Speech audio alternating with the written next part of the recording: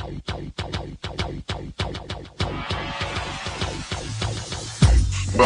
to the Odds Breakers, number one place for shared, sharp betting information. Welcome back to podcast 22 of 2024. I'm your host, Kiev O'Neill. You can follow me on Twitter. It'll be Kiev. Follow us at the Odds Breakers. Follow us on social media /the Odds Breakers. This episode is being brought to you by BetMGM. $5 gets you $150 in free bets when you sign up on our link in our podcast description.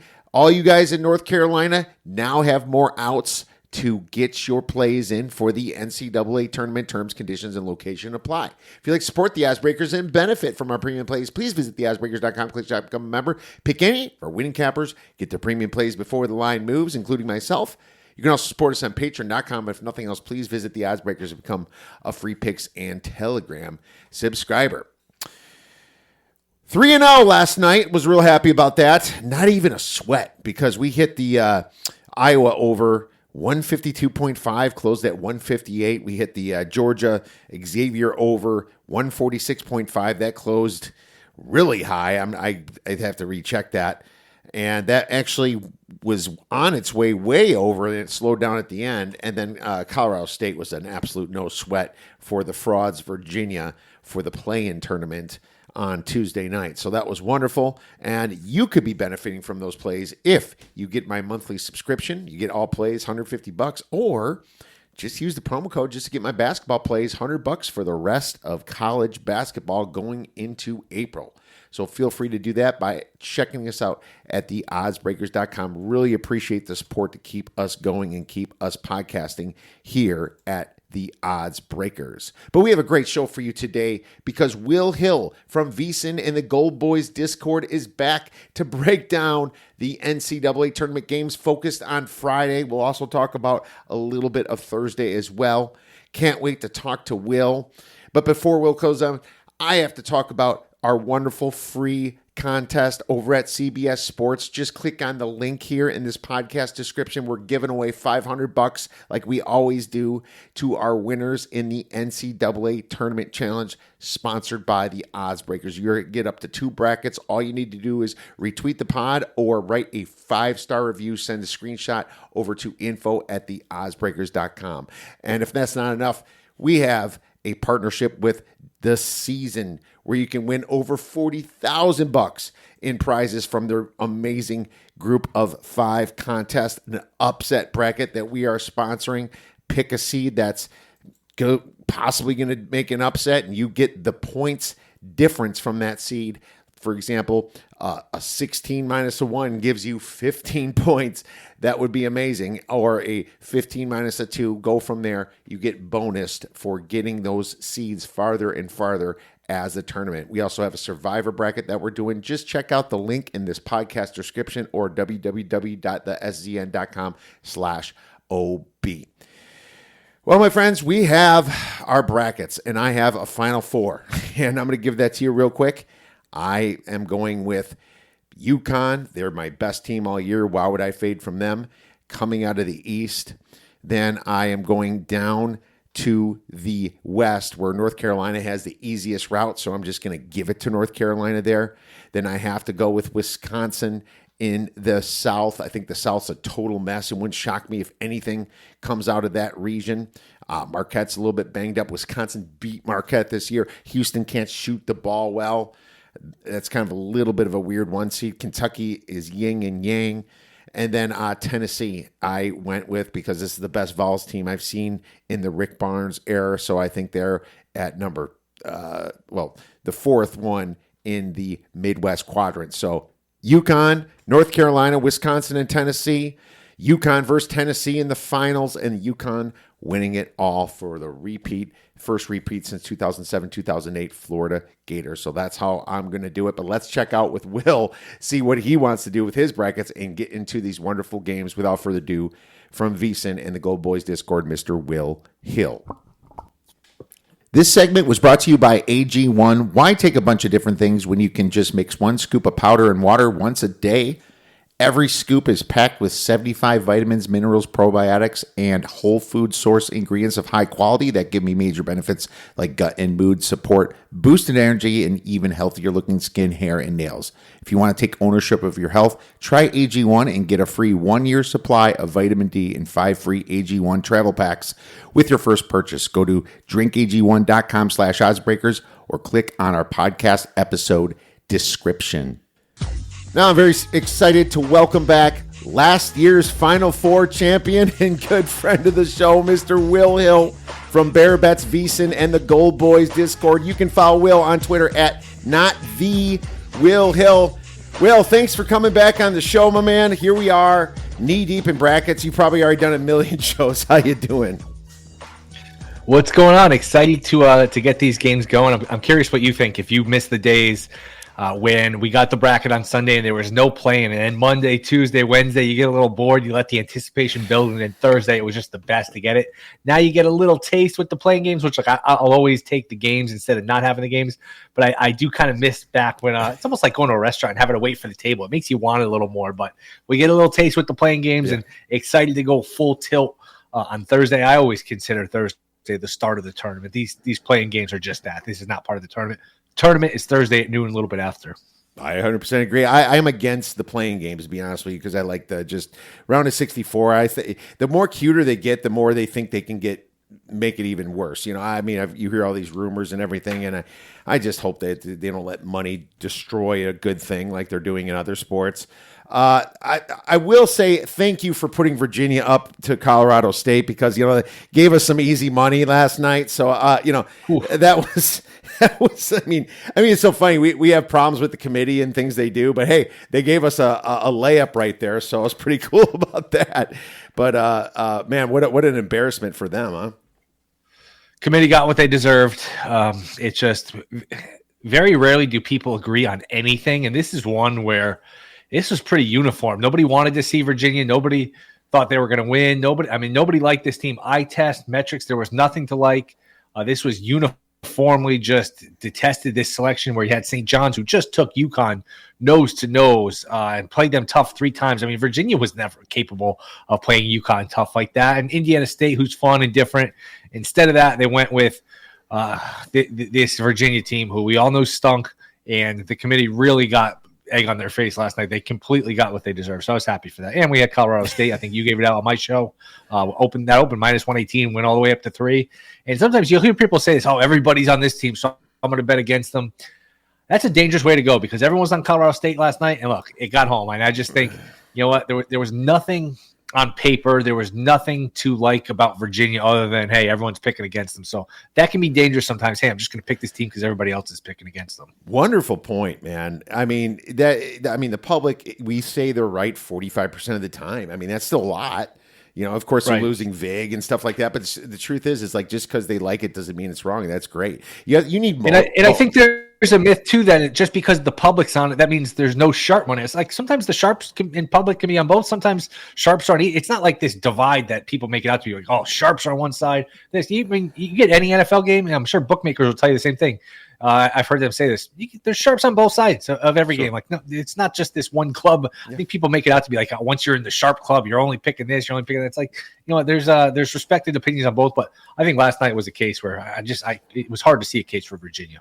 Oh, absolutely. So some of the sharpest guys I know out there in Vegas they use 30 books and literally they're just trying to middle a lot of stuff, man. And sure. And they're actually squeezing juice down. There's all kinds of ways of doing it. Now I can't sit in front of a computer for 16 to 18 hours a day like they do. But to be honest with you, I try to do as much as I can and get as much information as I can. But that's a great point. You got to check boxes. If the public's on something, you dig into it. And if there's boxes that would agree with what you want to talk about, I think it's something you really got to look at and understand that they could be right. And I think that's an amazing point. But anyways, here we are. A little quick delay in the internet. I have to ask you, Will, you were the immortal Will Hill. You were immortalized with FAU going into the Final Four. This is a great call. I think you called it on this show too. But now, obviously, have to ask you, who do you have in your Final Four for 2024? Yeah, it was great. It was one of the great experiences, not just to cash that ticket, but to get all the feedback and people sending you tickets. Hey, I tailed your pick. That always feels good, and all the praise you get. Yeah. You have to pay the piper the next year because now everybody expects it. Everyone's asking me, who's this year, and you're going to feel like you let people down if you don't come up with it. I went with UConn. I went with Creighton. I went with Kentucky. I was so tempted to pick Florida. I actually picked Florida and crossed them off. Maybe I'll jump back in and just, hey, as little insurance, I'll throw something on Florida because I do like that team. That injury just scared it away. So UConn, Creighton, Kentucky. And my big upset, my big sleeper is Mississippi State. I think the West is weak. I think UNC is like 9th in Ken Palm, so they're not really a 1 seed. They're more like a 3 dressed up as a 1. And Mississippi State, I do think it's similar to the Memphis FAU game last year. It's like, man, this is a tough first-round game, but if they get past it, things can open up. I think Mississippi State would match up well with Carolina. I just love that perimeter defense. They're long, they're athletic. They got a good point guard in Hubbard. I like this Mississippi State team. I like the bracket. So UConn, Creighton, Mississippi State, and Kentucky. 2 Big East, 2 SEC, and then ultimately I have UConn and Creighton playing for the 3rd time this season, and UConn going back-to-back. All right, my man. You ain't too different from me. What's funny, I actually like Michigan State a little bit in the first game, but the truth is, whoever gets to Carolina, I like Mississippi State the way they match up against Carolina more than Michigan State, just from a game to game and the speed of play and the way Mississippi State's tall down low and pack line and all that. I think Mississippi State would be a very tough out for North Carolina. So, and that's kind of like, I guess, the theory why you do fill out more brackets, because, I'm inclined to have North Carolina beat Michigan State every time, but I'm not inclined to have North Carolina beat Mississippi State every time. So interesting way of looking at it. And you're going to need some luck, obviously, picking some outliers to get in. And so that's a great call. But, I'm not too different. I have UConn, North Carolina, just the ones on one side. And believe it or not, I fell on Wisconsin, and I hate it. I feel like a homer. But the South is a mess. It's a total mess. And maybe Houston, maybe that loss did something great for them. Maybe they actually come through because of it. I don't know. But I have problems with everybody. It's Houston's shooting. I think the pressure is on Houston too. I have a problem with Duke and Filipowski, that when he gets banged up down low, he tends to weaken a little bit. I have a problem with Kentucky and their inconsistency and that terrible defense. I have a problem with Marquette and the injury with Kolik. We're not hearing anything about it. Hey, if I'm Shaka Smart, I'm not saying anything either. I might even pretend the dude's more injured than he was, right? So I understand everything. But Wisconsin beat Marquette in December, and they beat them good. And they always beat Marquette because somehow Greg Gard understands how to match up against Shaka Smart. And if it's them two in the Elite Eight, I would bet Wisconsin. It just, if Wisconsin faces Kentucky in the Elite Eight, I'm betting Kentucky. It's just kind of the way it is.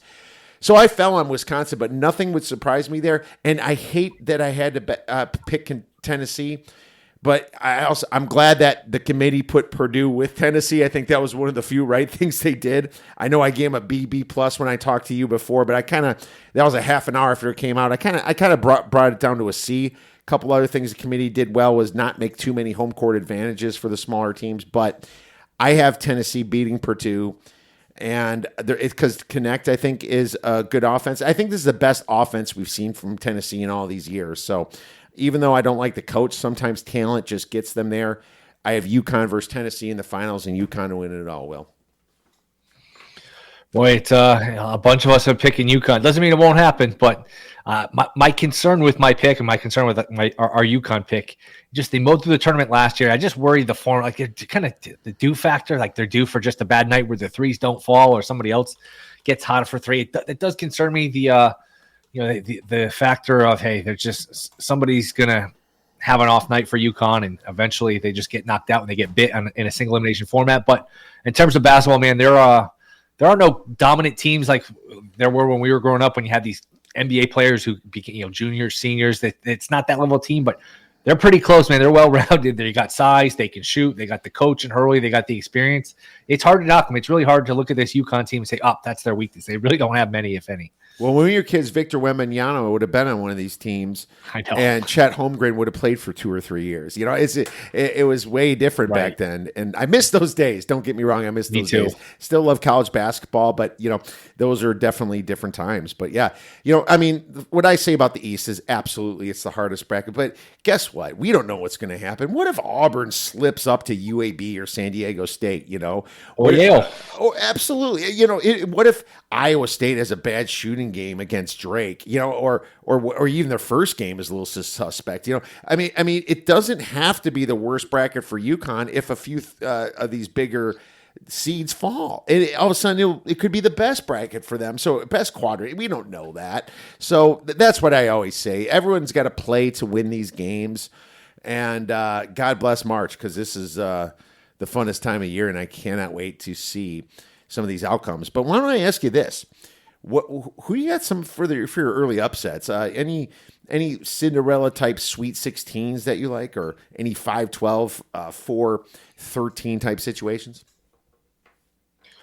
I mentioned Yale. I think Yale could keep it close. They defend, they rebound, they can make enough threes. I think these Ivy teams, they're smart and they know where their weaknesses are. They know where their strengths are. And I think if you can make Auburn, you can slow them down, make them play a half-court game. You can maybe frustrate them. Auburn shot the three pretty well the last month or so, like 40% from three. I don't know that Auburn's this great shooting team where that's sustainable. So we've seen these Ivy teams do well in the tournament. Princeton not only beat Arizona, but buried Missouri last year to get to a Sweet 16. Yale, boy, what's it, 8 years ago now, beat Baylor. Hard to believe that's 8 years ago. But these Ivies have been competitive in the tournament. So Yale sticking around and pulling off an upset wouldn't shock me. Moorhead against Illinois is interesting because Moorhead has had a ton of rest. And it's funny, I had you on my podcast the other day, and I was betting Moorhead, and it was plus 13.5. You're like, it took down to 13. Well, it's kept ticking. It's 11.5 now. So that number's long gone. But look, Moorhead, I think they were the first team to clinch a berth. Basically, feels like a month ago, but it was 2 weeks ago. And Illinois, 3 games in 3 days. I always like fading these teams that won their conference tournament. It feels like there's a little bit of a letdown, maybe some fatigue. So Moorhead sticking around, Yale sticking around. I think Vermont can hang around Duke. They're gonna have to hit some shots. To me, that's a good under game where, like Vermont, again, they have the components, and that's what you're looking for. You're looking for a formula, some components, some characteristics to pull an upset. Play slow, play good defense, don't turn it over, things like that. Vermont checks all those boxes. They just can't shoot, so you're worried they have one of those droughts where they go 5-6 minutes without being able to score, and Duke just pulls away. So maybe if you like Vermont in the first half, or maybe just play the under. But Duke. Vermont, Moorhead, Yale. Those are 3 that are on my radar. For sure. I there's no disagreement from me. I like Charleston. I think that Alabama's so hit and miss that could happen. Sure. I think Charleston, the fact that they made it last year and almost won kind of gives them a mental hurdle that they possibly can get over here. And Alabama knows that they lost their guys to the NBA, and that's another team that would have been stacked this year if obviously they didn't lose their guys to the NBA, right? So they're going to have to keep reloading. And I actually have Grand Canyon as my 12-5 upset. I think, and you can say, oh, that's the most popular one. I don't know what the most popular one's going to be. I would love to see those numbers, Will. So if you get them, please send them to me. But I think that the Wisconsin. James Madison and Grand Canyon will be popular, but St. Mary's plays so slow. They play slow, and I watched them against Gonzaga the last game too. They play slow, hit the final shot after the shot clock's almost wear out. Now, if you're playing slow and you're not hitting the final shot, and the other team's getting up, you're out of the game a little bit. You're thinking to yourself, well, I need to speed up my game a little bit. Well, GCU can keep going sometimes, and I'm not sure if I like the fact that St. Mary's plays a slower game against GCU. I think GCU is more inclined to lose to a team that's got talent and can run them out of the gym. So don't get me wrong, it can lose this, but I think GCU could be live in this situation. So I got GCU there, and believe it or not, I kind of like either Drake or South Dakota State to sneak into the Sweet 16. I'm not sure which one. Now, South Dakota State's the much bigger dog here at 30-1, but I sprinkled a little bit on them to make it to the Sweet 16 at 30-1 for a quarter unit, and I did GCU at 6-1, which is not as good as the money line rollover. I suspect that they're going to play the bigger game against Bama, but if not, then 6-1 money line rollover would be better. So I'm going with GCU to the Sweet 16. Is there any props that you played to in this tournament? Didn't get into any of the Sweet 16 yet. Again, I think you do get better bang for your buck with the money line rollover. So I haven't dove into those. I did take Mississippi State, I think 25-1 to make the Final Four. That's one that I like. Again, you get a better number rolling it over. Yes, maybe I'll do both as a little experiment to to see what the better number is. I mean, you would have thought last year FAU, hey, just do the money line rollover, except you get that 1 in a million shot with Purdue losing, and then all of a sudden that 40-1, you're never going to get that on the money on rollover because they're 15-point favorites to Fairleigh Dickinson in round 2. So Mississippi State's the one I like. Would I be shocked if McNeese is in the Sweet 16? I'd be interested to see a number on that. I wouldn't be. Drake, I think, is a good one. It's funny. You mentioned Drake, Washington State, how you like the winner, but you didn't know who to pick. To me, that's a common theme of this tournament. I came across that a lot. Grand Canyon, St. Mary's, Nebraska A&M. Yeah, I feel like, and Alan Boston's pointed this out. He says the committee does this where they match up these teams that are underrated, mid-majors, bad for ratings, and they have one of them knock the other off to protect their blue bloods. I think we saw a lot of that. I think Alan Boston's completely right about this. I mean, the networks, and you see this in baseball. Baseball wants the big teams in the finals, but it's a lot easier, for basketball to be set up that way than baseball. You want your blue chips there. The big fans of Duke, the big fans of Kansas, the big fans of UCLA even. These types of teams just make more money. Of course, the whole university history of Grand Canyon would be at the Final Four and hoping for them, but it's still a much smaller population than anybody else. And I guess if somebody's watching that Final Four game and they're down by 20 points in towards the end of the first half, they're going to turn it off, So right. That's another worry for the networks, and Alan Boston knows it. It's all about money, and I agree with them, but I still can root for him now. I mean, either St. Mary's or GCU, whoever's winning this, I hope goes far, just for my fan perspective, right? Yep, it's a good point, and I think you're 100% right where they worry about the blowout. I mean, like St. Peter's is a great story until they get to the Elite Eight, and North Carolina's up, 30-2, and the game is over 5 minutes in. And I think the ratings reflect it too. Where it's like people say and act like they root for Cinderella, but the ratings usually don't respect it. Like the ratings are usually better when it is the Blue Bloods, which might be a little counterintuitive because you think, oh, this team, the underdog made a run. Well, the general people don't like to. The general audience doesn't really like the Cinderella. The people flock to the big team. So I guess there's a reason for it, but it doesn't mean we have to like it. Absolutely. It's funny. I took a couple props. I took the buzzer beater prop at plus 280 at DraftKings just for like a half unit. Is that yes? It's a yes, baby. Absolutely. You kidding me? I'm going to feel like a Mr. Public on this one. I don't care. I'm a fan as well of basketball. It's a half a unit, I am going to be cheering for it. And it doesn't say you don't have to be tied. You can be tied in hitting this buzzer beater, right? It didn't say that you have to be down.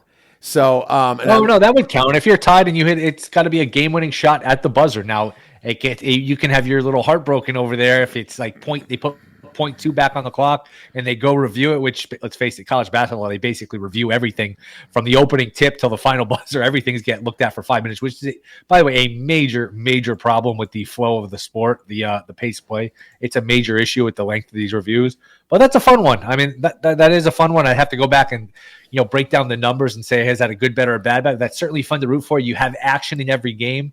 I got to check mine, see if that's offered to me. Maybe I'll tail that with you. All right. Well, you know what's also interesting? When you check it, you can't look at all games. You have to look at just tournament games because I feel like these tournament games are always a lot closer. I think, and maybe, and I'm kind of hoping the books, and I don't have the data to check it. I can probably have it done, or if you can, that'd be great. But I just think that maybe the books just looked at all college basketball games and the frequency of that happening, and it's definitely probably not plus 280, but maybe first round of the tournament it is. So that's something to think about too. I also bet Mountain West wins under 5.5, and I laid minus 140. I'm going to go back to it, man. I know San Diego State blew it up last year, but it's funny. We Mountain West got 6 teams in, but everyone's complaining about the seeds. Well, maybe that works in my favor, if they're all a bunch of high seeds playing tougher teams. So I'm going to go with that one. I think the only ones that scare me in the Mountain West are New Mexico and Colorado State anyway. So I'm going to go with that one. And I laid a little juice on that. And Believe it or not, I took a little bit on Big 12 team total wins under 12.5, and I got plus 120. And maybe you can find a 13 or 13.5 and get it a little bit better than that. Maybe they land on 13. I don't know. But one thing about the Big 12, we have to remember Kansas doesn't have McCullough now. And they're a 4 seed, so they're not really a 4 seed. They can get bounced pretty quickly here. We have to remember that Iowa State was the tournament winner. They have a little interesting side. Maybe they only win 2 games. You also have TCU in a pick'em against Utah State, roughly a pick'em. They're a little bit favored. I disagree with that. And then you have a Houston team that has a lot of trouble shooting. So earlier in the season, I thought the Big 12 might have been the best conference, but kind of here at the end, I like SEC, the top of the Big East. I like the couple Big Ten darlings here. I think the Big 12 is not quite as good as I thought. So plus money under 12.5, why not? And there's a little pressure, I think, on the Mountain West too. They're getting a lot of not heat, but they're under a microscope a little bit where people say, wait a second, the Mountain West, which has been bad in the tournament, San Diego State run aside. They got 6 teams in the Big East, the big bad Big East. Number 2 in Kempom only got 3. So I wonder if there's a little pressure on these Mountain West teams. I'm looking though, trying to find these at DraftKings. I don't know if it's a Connecticut thing, but I can't find any of these props. I don't know. It's interesting too. They had futures up, which they don't have all year in Connecticut. Why, I have no idea. But they were up before the tournament. But as soon as the tournament started, they pulled them down. So I don't know. You're it sounds like you have a little bit more of a menu than I do, which I'm not happy about. Well, you can always shoot me a message after the show, buddy. We'll talk. It's up there, so it's a Connecticut thing, and a lot of states have different issues. I almost think that it's like just being a sports book and managing this crap can't be easy on them either. So that's kind of weird. Well, I've heard in New York you can't bet awards for the MLB, NFL, and NBA, like the MVP stuff like that. Which again, I don't know the rhyme or reason for this. It's very strange. Yes, and it's under Madness props, under conference wins is where this is located, those props. So if you don't have it, we'll talk. Let's get to some games, though, because we're going to focus a little on Friday, being yesterday's show was about Thursday. But we can also talk about Thursday if we have time at the end. Let's get into the Friday games right away, and we're going to start with Northwestern against the Florida Atlantic. It's funny. It's minus 2.5. The total is 142. I find it so interesting that FAU made the tournament, much less, now they're it's not like they're terrible on some of the efficiency sites. They're number 40th, but the Owls, I think, didn't deserve it. But here we are. This is the team that made you money. Are you fading them this year? How do you think about this matchup with Northwestern? I'm not sure if Florida Atlantic has just been bored all year. It's a little bit of a hangover after being a second away from playing for the national title, going to a Final Four. But I think they've been overrated all year. I don't love the Northwestern team either. I feel like they're due for some regression. So this is really a toss-up game. It's up to 3. I'm seeing it circa. When in doubt, take the points. I think this is a coin flip game. I don't know what version of Florida Atlantic we're getting. I'll take the points here. Not a game I feel great about. How about you? This is one I'm going to hope to rely on the public and move this up to 3. And if it doesn't happen, I don't have to play it. But I wish Northwestern had Matthew Nicholson and Ty Berry in. Right. It says Nicholson sidelined, and I don't know if they said he's out yet. Maybe he is. But I'll be seeing if I can get any news on it. Usually you don't, but sometimes you see these guys that are supposed to be out, and they'll just pop back in the and you're like, "Whoa, we thought he was out," And the coach was kind of quiet about it. You get a lot of shenanigans like that. But I think Boo Buie is a fantastic point guard, and he's been balling out for this Northwestern Wildcats team. And I feel like the pressure is more now on FAU than Northwestern. So I think that this should be closer to pick'em, and I lean Northwestern at 2.5. So if we get a 3 here, Will, I'd be all over Northwestern. And you know what? It's the early game. Yeah, I'm seeing one at Circa. I'm seeing one at Circa, but they're not widely available. I don't know if you have access to Circa, but there is one out there. So yeah, didn't this open up as Northwestern minus a couple points? Have we seen like a 5-point line move? Yeah, it was. Oh God, I have to look back at the my numbers here on Action and Sports Insights, but I think it was. It's not. I can't open it right now. I'll get back to that one, but I thought there was a line move based into it. But as far as totals, I will. I'm still focusing on first half unders, especially in the first 2 rounds, because of 4 reasons. Number one, offense is very nervous coming into a do or die situation. Defense travels is number 2. Neutral court setting where neither team is used to it is number 3. And number 4 is the officials are nervous. They're not blowing. They don't want to make the game a part of, about them in the beginning anyway. And they're not going to blow a lot of whistles early. So those are 4 good reasons for first half unders. And I still think they're live, Will. Yep, I agree. Especially if if we could get Virginia to clone themselves and continue through this tournament, they'd be really good because Virginia is just was an under machine. That first half of Wagner Howard too, it was looking like a dead nut under. I was looking at the live total. I got under 60, and at one point it was like 52.5, 53.5. Yeah. And then boom, they had a late spurt at some point too. I was more tracking on my phone, but yeah, when in doubt, go with the unders. I think they're low, but probably not low enough. So I'm with you, especially early in the day. Those buildings can be half empty. There's not a lot of juice in the stands. I feel like that helps the defense too. So I'm totally with you. Okay, good stuff. So on 3/17, March 17, 2024, it was plus 1.5, and now it's plus 2.5. So this one, according to Action here, was only a 1-point move. Let's move to the next game, and we have Colgate versus Baylor. Baylor's about minus 14, total 138.5.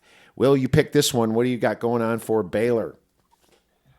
I like Baylor here. I don't like laying points in this tournament, but I think it's important to just spot some of the mismatches. And to me, this is one of them. This is going to be a major mismatch in terms of the athleticism. This line has gotten bet up. I think there was some 11.5, some 12s. We've seen a couple points move. I've even seen some 14s pop up. People are going to see Colgate and maybe think, you know what, this is a team. They've been in the tournament a lot. They've hung in these games, whether it was against Arkansas. I think there was a game against Wisconsin a couple years ago. Texas, they were somewhat competitive. Those Colgate offenses were elite. Those Colgate offenses could play with anybody. It's just their athleticism didn't allow them to win those games. This year, they still have the same lack of athleticism, but they don't have the offense. This is like they're in the 200s in terms of offensive efficiency. Baylor's just going to kill them on the glass. Baylor's just going to run them off the floor. So I think Baylor wins this game by 20-plus points. I don't think this is close. It's interesting. I think some of these lower seeds, 14, 15, 16, are a little weaker. I think some of the conference regular season champs getting knocked off has just made, I don't know, the bottom of the bracket a little softer. I don't know if you felt that and if your numbers agree with that, but to me, Baylor rolls here. You know what's funny? I'm going to get into some of those games where that I feel soft. I'm not so sure about this one because I'm going to slightly disagree to the first half. And the reason that is because Colgate will launch threes.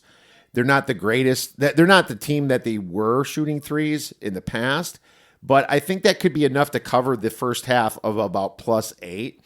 And I think Baylor sometimes starts slow, and it takes them a while to kind of put the pedal to the metal. You know, I saw that against Michigan State when they played on a neutral court before. They lost to Duke on a neutral floor as well.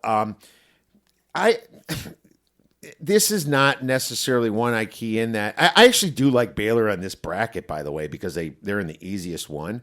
So I think a 3 seed certainly could make it all the way. But I think that Colgate could do enough to cover the 8 points. But I'm scared. I'm more scared about the full game. So just a little slight disagreement with me.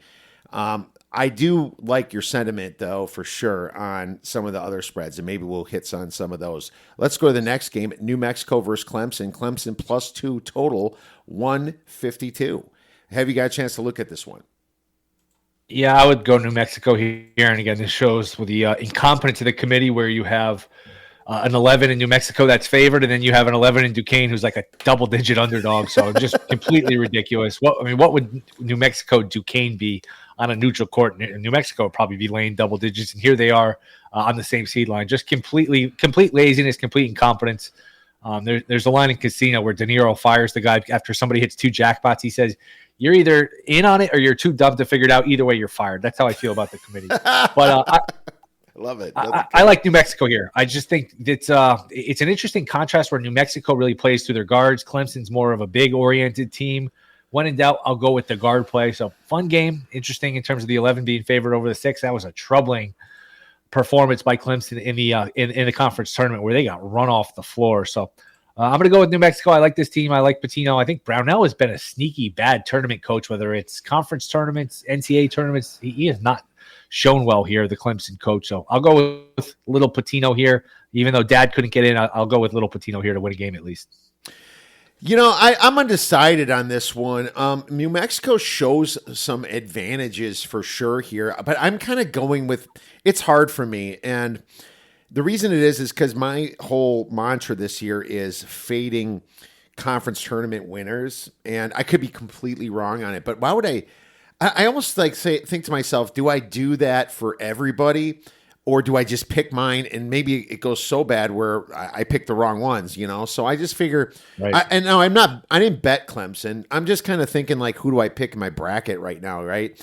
And I can see some advantages for New Mexico here, but you wonder what happened to Clemson because Clemson, I thought, kind of started out the season a lot better than they really finished the season. They went on a run where they only had one loss all the way up till January, and then it kind of just crumbled on them. I mean, they beat Bama, they beat Boise State, they beat Pittsburgh, they beat South Carolina, they beat TCU. They had a pretty good non-conference going on there, and then they kind of just blew it. I think someone was hurt there, maybe for a little while too. I'll have to relook at that, but that's an interesting thought. I did bet the under in the Mountain West, so I mean, this would hurt me a little bit if they win. So we'll see what happens. Are you betting New Mexico or are you just picking them? Haven't bet it yet. Not sure I will. I mean, you got to be careful too. I mean, betting, especially like I like to live bet a lot. You got to be careful. Bankroll management. We're like, I know there's an enthusiasm, and I've made this mistake plenty of times where there's an enthusiasm for this tournament, for these games. I'm going to bet this team in that game. It's like, you know what? Don't overdo it. There's plenty of opportunities to bet. There's plenty of games to bet. Just because it's a tournament doesn't mean you have to like overbet your bankroll or something where you're sitting there sweating all these games out. So I'll let the board come to me here. I mean, if I had to bet it, I would take New Mexico, but I don't have to bet it. So it is a game that interests me. I do think New Mexico is going to win. It's just I'm trying to be a little more careful picking my spots here. That's a great point because you know what? If you're on the fence, right. No, there's no problem with not laying juice on something. It's not like the books are giving you plus 110 to make bets. Exactly. It's like if it moves the way you kind of want it to, yeah. But if not, just forget about it. You can bet a first half or a second half instead for the same amount of money. There's absolutely no reason to. So I love the fact that you said that. I think bankroll management. I enjoy games when I don't have money on them a lot. I don't need to have money on them. Sometimes when I have money on the game, I watch the game that I don't have money on. So I can learn something for the next one. So that's a great point, man. But moving on, Vermont versus Duke, and Duke is laying -12. Total on this baby is 152. What do you have for the Dukies, man? Are they good enough to get past Vermont? And I don't know. We'll see. I would love to bet that 152 because I do believe that's a typo, and that's 132 for the total. And I still like the under there. I typoed it, yes, and I also meant can Vermont beat the Dukies? Of course, Duke's the big favorite. Oh, you're lucky you're not one of these sports books, man. I'd come up and I'd max that sucker against you, and I'd make you squirrel a little. I like the under 132. I just think, and there might be a 132.5 out there. I just think Vermont has everything to keep this game close. They are going to play good defense. They are a really good defensive team. They're going to slow the game down. They're not going to try to crash the boards. They're going to get back on defense. They're going to do everything right. They don't have a lot of firepower. They don't shoot the three well. So to me, this is an under, a first half under. If I bet Vermont, it would be the first half. I do worry about a little low where they can't score, but to me, this is an under game where there is a gap here between Duke shooting the three and Vermont shooting three, but Vermont is very solid on defense. I just think this is close, ugly, low scoring. When in doubt, go with the under. This is probably my favorite under of the first round here. Wonderful. And obviously look at the first half unders too. And Duke isn't that high-flying team necessarily than they've been. They've been playing some defense. What's interesting about Duke is they have adjusted efficiency in the top 30 on both ends of the spectrum. Duke's the number 8 team. And this is kind of going back to your point of a lot of these are shy. I thought this was a little shy at 11.5, and it's at 12. I took Duke at 11.5, and I'd still do it at 12. I just think that there's too many mismatches. Philip Kowski is a good player. If he gets banged up, yeah, that's a problem. But look at what happened to Duke here. They lost their last game against North Carolina at home. Then they lost to another rival, NC State. If these guys don't have a fire up their ass to perform on Friday, that's a coach problem with John Shire. So I'm believing that they can come back and win this game, and possibly by margin. I mean, let's face it, Vermont does not have talent, and they do slow down the game. But the problem is, if they're not playing slow, they can absolutely get blown out. Like when they played Virginia Tech and lost by 22 points. That happened. That was really their only big non-conference game. They played Bradley and lost by 9. But the biggest win was against Yale, number 84. So I just think there's just too many mismatches. From a full game perspective, I see Duke covering. One of the ones I laid it with. Let's go to the next one. Montana State or Grambling State versus Purdue. I know you texted me Purdue, so I was kind of thinking which one you think they're going to play, or maybe this is just a philosophy type play. I think they're minus 22.5 against Montana State or 24.5 versus Grambling. I'll just throw the total about 150. What do you think about this game? I'm going to lay it with Purdue no matter who they're playing, pretty much no matter what the line is, if it's in this range, because the thing with laying points, with laying a big favorite, you're worried about, are they going to be focused? We don't have to worry if Purdue's going to be focused. That's one of the more embarrassing losses, one of the more embarrassing performances ever last year in the first round against Fairleigh Dickinson. So they will be completely focused. They will dominate this game. You're not going to catch them napping 2 years in a row. Remember, Virginia, and this comparison's been made plenty, but Virginia lost the first round. They came back last year or the year after and won the tournament, won easy in the first round. So no letdown, no lapses, no sleepwalking through this game. Purdue's going to roll. I'll lay it here. I feel like these ones versus the 16s, the ones do well. Again, I'm usually a dog or pass player, but I do think the 1/16s, you get a lot of mismatches, and sometimes those lines are a little like I've been betting this tournament for a long time. I remember the ones versus the 16s, and it goes back to your point of like, there's more balance. These kids don't stay around as long. But I remember the ones versus the 16s where like ones are laying 32, 35, I don't know, 40 in some of these spots. The 23, 24 is a little light. So I think Purdue rolls here. Are you going to be like Fez and lay $30,000 to win 1,000 on this one? I will not. Okay. Thank God you're not, because he's gotten way too close. Unless you want to let me borrow 30. If you're willing to let me borrow 30 grand, I'll think about it. But other than that, I'm going to pass. Well, I can't borrow it to you because you never talk to me again. That's what I'm scared about. So I don't want that to happen, my man. Too good of a guess for that to happen. So, all right, let's.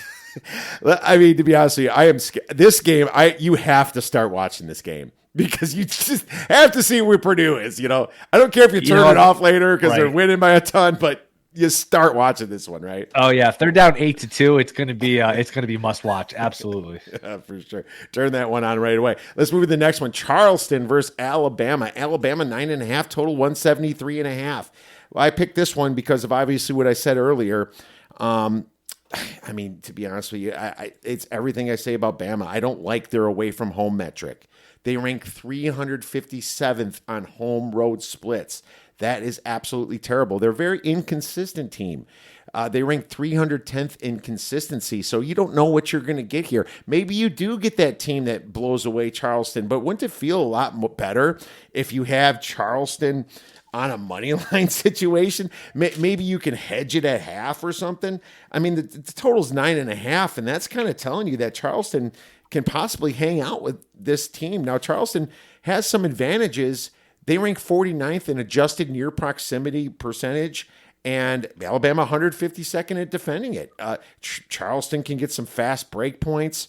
Bama turns the ball over, not as bad as they did last year, but they do.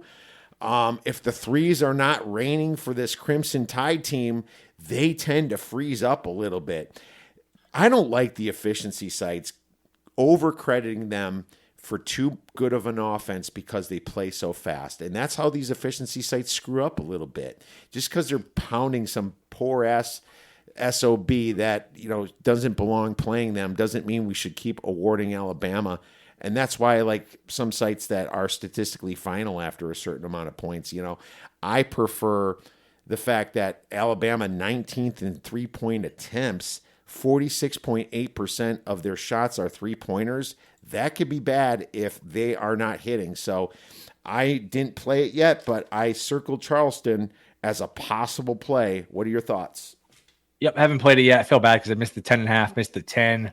I hate jumping in on like the second, the third number, but if I do play Charleston, it will be partially plus the points, and you have to sprinkle the money line just because it's such a high variance game. I mean, they might as well roll out the racks with the 3-point shooting like they do in the NBA 3-point shooting contest, because both these teams, that would be a fun over-under. How many 3-point attempts will there be in this game? because there's going to be a ton, and it just comes down to if they're falling, the game will go one way. If they're not, it'll go another. So when in doubt, take the points, take the money line. And I think this is a good live betting opportunity too. Sometimes you see this in college football where, like Ole Miss is playing LSU and nobody's going to get any stops. You know what? You just live bet it where you can get good numbers on both sides, because you're going to get huge swings, a ton of points where, you can maybe get good numbers on both sides. So this might be a good game to try to middle if you're watching it live, but a lot of variance. I'd still go over, even though it's a ridiculously high number. This is an under I'm telling you I want no part of, and I like the dog here. Oh, 100%. There's a lot of ways to attack this. I kind of like a first half under and a full total order over. Now, you can wait and bet the over at halftime, and maybe it's 160, 163, 158, something like that. I just think a lot of these teams are going to start slow. So if you like an over, maybe consider betting it at halftime, because that's kind of when these teams really go over, is towards the end of these games. So good call on that. All right. Well, you gave this one for me to go with, and I Longwood versus Houston. I don't know. I think they have a really fun name, Longwood. Laying 24 points, total is 128. It's like, where the heck are you, Longwood? Is this a California school? 24 points is a pretty big spread, but then again, it's Houston, and I've seen Houston beat teams by 50. Yeah, I'm not a big Houston fan, but I am laying it here again. I got a better number, so I mean, you're laying the second, third number. This open 22, which is a bad number. This is just a horrendous spot for Longwood to walk into. Houston comes in a bad mood off a dismal performance against Iowa State. Sampson is a tough coach, an old school coach, where he can take that Iowa State film and rub their nose in it for a week. They can have some hard practices. They can be humbled, and that's bad news for Longwood, because Longwood is just going to get mauled here. I saw 52 for a team total for Longwood. To me, this is a game, if you're not watching, you just look up and it's like 38-17 with 5 minutes to go in the first half. I just don't think Longwood can score here. Anytime you're laying this big of a number, obviously you're leaving yourself vulnerable to some garbage time stuff. But to me, it's Houston minus the points. It's Longwood team total under, maybe some alternate team totals under too, where you have them like under 45 at jumbo prices. I just think it's going to be very difficult for Longwood to score here. Yeah, I was thinking Long Beach is against Arizona, and Longwood is the Virginia school playing in this one. So, yeah, Houston or nothing for me. I think Houston this could be over at halftime, where they're winning by 20 to 30 points. You might want to consider a buyback, because I did lose on Houston this year on a minus 19 spread. I think it was against TCU or somebody like that, where they put in all their scrubs and lost by 1 point where they're winning by 30, won by 18. So think about that. You can hedge and possibly middle it as well. But I am totally for laying the points with Houston as well. I'm going to write that down. I'm going to definitely key in on I bet you this closes more like 26 or 27 too. So you got a great number, and I think it keeps going up. Yep. And you figure these one seeds jump up early and they're up 10-4, 12-3. If that's the case, boy, that live number is really going to be spiked, where they're going to adjust it accordingly. And you could maybe buy back on Longwood plus the 29.5 plus 30.5. So that goes for any of these dogs that you in the 116, you're going to have some opportunity to buy back at some better numbers if you're trying to middle the game. Totally. Completely agree with you. Grand Canyon versus St. Mary's. St. Mary's minus 5.5. Total 131.5. Anything on this one? Another example where the committee puts in two teams I like and they pit them against each other. Whoever wins, I think, can make a run. I don't know who to pick. I know Grand Canyon is going to be trendy. I just worry, what do your numbers have for the rebounding here? Because I feel like St. Mary's on the glass is just going to be a mismatch here, where St. Mary's can control the glass, get extra possessions, and that would keep me off of Grand Canyon. Figure some way St. Mary's wins the game. I don't want to lay it. They play slow. It's always dangerous laying points with St. Mary's, so I guess I take it, but I don't know. The rebounding keeps me away from actually betting it. Well, the problem with St. Mary's is they lost a couple guys towards the end of the season. Joshua Jefferson, Jefferson's a big time player. Yes, he's 6'8", and he's done for the season, isn't he? And then Wessels. Now is Wessels back? That I don't know. I don't know. Okay, because that's where I think would hurt them, and I think their numbers would be off rebounding wise if that was the case. The other thing about St. Mary's is that they're not a consistent team, and that's why I think a Grand Canyon money line play around the plus 200, plus 210 range isn't a bad play. You already heard that I like Grand Canyon to make the Sweet 16. for the number. I wouldn't bet them at plus 100, but for the number that I got, I kind of like them. Ken Palm only has St. Mary's losing or winning by 4 points, and this spread seems a little high. I think that things can spin out of control for St. Mary's if they're not rebounding the ball. Grand Canyon shoots a lot of threes. And Grand Canyon is a very motivated, run on pure, crowd noise. And, Grand Canyon games are nuts here. But, I think unless a lot of St. Mary's people show up, you're going to get a lot of people rooting for Grand Canyon in this venue. So I'm a little concerned about that. And Wessel's managing an arm injury, yet to be seen if he's going to make the tournament. Yeah, it's just one of those situations where I am fading the conference winner. I am fading St. Mary's. I think Grand Canyon wins. I'll put a little bit on the spread, and I'll put a little bit on the money line. Will, that's what I'm thinking for this one. Anything else on Friday that you like? I think we covered it. Unless I'm honestly, I've been doing so much work on these games, so many hits. I'm getting confused. Who's in what region? Who's in what game? There's a few of them I know, but I don't know if you've come across the same. You're like, one thing I know Michigan State, Mississippi State's the early game. After that, it all kind of runs together. Where I don't know. I guess I'll unless I update myself on the schedule. I guess I'll see the games as they come up, or check my app and see what game comes up next. I don't have a lot of clarity on which games are when. I know UConn's Friday. I know that Mississippi State, Michigan's Thursday. There's a few of them I know, but you can select Thursday games too. Anything that you like that stuck out. I think I gave you the Longwood team total under, which I really like. I gave you Baylor. I think I gave you everything I like, unless I'm forgetting something. Again, my brain is completely mush because I'm still running on fumes from conference title weekend. Oh yeah, what a conference title week it was between all that basketball, all the upsets. So it's at this point of the tournament, I'm ready for the smaller slates, which it's weird to say. You think March Madness, oh my God, the craziness. There's games all the time. It's actually a much smaller slate this Thursday and Friday. We're only going to get 16 games compared to the 60, 70, 80 you got last Wednesday and Thursday. But no, I think I pretty much covered it. I don't know if I think I pretty much covered it. Some of these I don't have a feel for. Yeah. In terms of Akron's playing Creighton. Akron's kind of popular because they're only 110 miles away, and then Duquesne, Baylor. Baylor is only 9.5. Actually went up a bit. It looks like now. Duquesne, BYU. I think that's too many points. I mean, Duquesne doesn't belong to be 11, but that's a ton of points. Yeah, I love the under in that one for sure. I think BYU doesn't travel. Their offense doesn't travel, and Duquesne plays slow and doesn't have a great offense. I love the under. 142 is way high, I think, in that one. So I pounded the under on that one. I think a first half and full game under could be a good look for that one.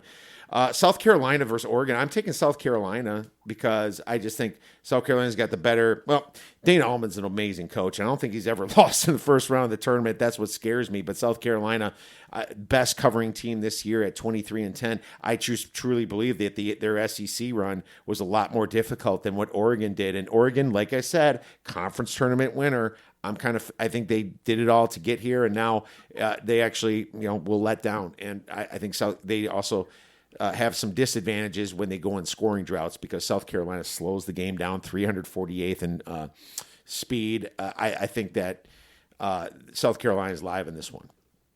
How about Utah State getting 4 against TCU? That's really crept out to the point where I almost have to take some of Utah State on the money line. Were you on the other side? I forget. You gave that game out on Sunday. Were you on TCU here? I was on Utah State, and I had a bad line at 3.5. Okay, so yeah, I'm with you here. That's a lot. 4 plus 160. I don't get that one. I'll have to do more digging in terms of I never like to bet a game. Even if I like a line, I want to know why the line is what it is. I feel like I'm missing something. This is one I feel like I'm missing something. I don't get why it's 4. Yeah, why is TCU a big favorite here? TCU was really faltered here. And Utah State, they were in that San Diego State game all the way to the end, and then it was the fouls and the free throws that made that that final look worse than it really was. Yeah, no, I think Utah State's got plenty of advantages against TCU too, down low, and Utah State can rebound. They have some height there. I think Utah State is a solid. They're 48th on Ken Palm, but TCU is number 35th. It's not that big of a discrepancy here. Where's this game played at again? I'll look at it. The Gainbridge Fieldhouse. So, okay, not a really Indianapolis is really not going to help either of them. But they both really have to travel. Utah State, number 42 in defensive rebounds. They're 38th in adjusted offensive efficiency and 66th on defense. So, they play the game pretty well. TCU plays fast and they turn the ball over. They rank 238th in turning the ball over. So there you go. If Utah State can turn them over a little bit, sure. And Utah State's better at not turning the ball over, I think they're in this game. Yeah, this is too high. I don't know why it moved against me either, Will. It was one of my head scratchers for sure. So love that. I do have a free piece of advice for these sports books. Can we please separate the NCAA tournament with the CBI, the NIT? I do not, when I'm looking up the NCAA tournament spreads, I do not need to see Delaware State getting 12.5 against Seattle right under these other NCAA tournament games. Separate them so I can shop more precisely, I think.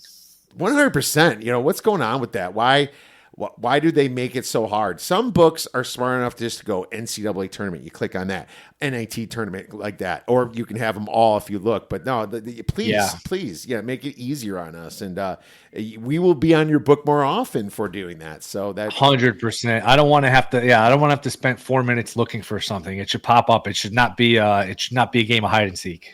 Well, I'm gonna give you a play quickly. I made tonight, and had a great day yesterday. But I'm going with the whole. I thought I was going to make the tournament, but didn't. And now I'm stuck with crappy old NIT type situation. You got St. Joe's? I certainly do. Yeah, I like it. I took it. I like it. I don't think you can go wrong. These underdogs on the money line in the NIT. Again, I don't have the numbers in front of me, but just from what I can remember, if you handpick a few of them, usually you do pretty well. It's a high variance like the bowl game, so I'm with you. Well, when they get this podcast tomorrow, we'll find out if I hear about it. But let's go with St. Joe's, my man. But hey. Well, I'll throw one in too. How about San Francisco getting 6 and San Francisco plus 215 on the money line? Why not? San Francisco's live too. San Francisco knew the whole time that they were not going to be in this tournament, and Cincinnati played their ass off in the Big 12 tournament. This could be letdown city for them. So I would look at that and possibly look at the over because situation where defenses don't travel. And, happy fun time, absolutely. Yeah, so I love that. But we also let's see if we parlay them. What do we get if we parlay them? We'll do a little family parlay here. What money line or spread? Money line. Life short. Oh, we're up to plus 250 on San Francisco. Okay, and we are plus 275 on St. Joe's. You get over 12-1 on this one. 12.12 to 1. I like it. It's not bad.